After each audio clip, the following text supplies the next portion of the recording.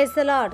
మన ప్రభు అయిన యేసుక్రీస్తు పరిశుద్ధమైనటువంటి నామంలో ఈ ఉదయకాలపు కృపావార్తను వింటున్నటువంటి మీ అందరికీ దేవుని పేరిట వందనాలు చెల్లిస్తూ ఉన్నాను. అందరు బాగున్నారా?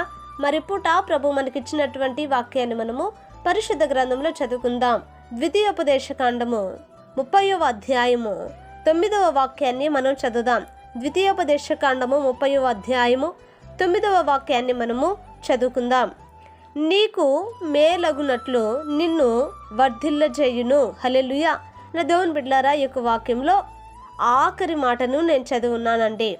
ఆఖరి మాటలో ప్రభువు చెప్పిన మాట ఏంటంటే, నీకు మేలు కలుగునట్లు నిన్ను వర్ధిల్ల చేయును అని దేవుని వాక్యము చాలా స్పష్టంగా మనకు తెలియపరుస్తూ ఉంది. ఆలోచించండి నా దేవుని బిడ్డలారా, మేలు ఎక్కడ కలుగుతుంది? ఎవరి ద్వారా కలుగుతుంది?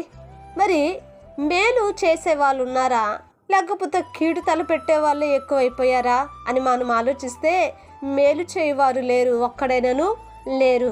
నిజమే అండి నా దేవుని బిడ్డలారా, మేలు దొరికేది, మేలు చేయాలనుకునేది, మేలు ఇచ్చేది ఎవరైనా ఉన్నారు అని అంటే అది మన ప్రభువైన యేసుక్రీస్తు మాత్రమే. హల్లెలూయా. ఆయన మాత్రమే మేలు చేయటానికి ఇష్టపడే దేవుడు, మనకు మేలును అనుగ్రహించే దేవుడు. అందుకనే ప్రభు అంటాడు, నీకు మేలగునట్లు నిన్ను వర్ధిల్ల చేయును అని ప్రభు సెలవిస్తూ ఉన్నాడు. నా దేవుని బిడ్డలారా, ఈ దినమున ఈ యొక్క వాక్యం వింటున్నటువంటి మన జీవితాలలో మేలే కాదు కానీ మనలను ప్రభు వర్ధిల్లింప చేస్తాడని దేవుని యొక్క వాక్యం చాలా స్పష్టంగా తెలియపరుస్తూ ఉంది.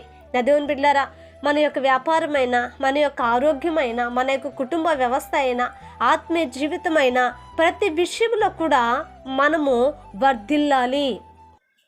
ప్రతి విషయంలో కూడా మనము వర్ధిల్లాలి.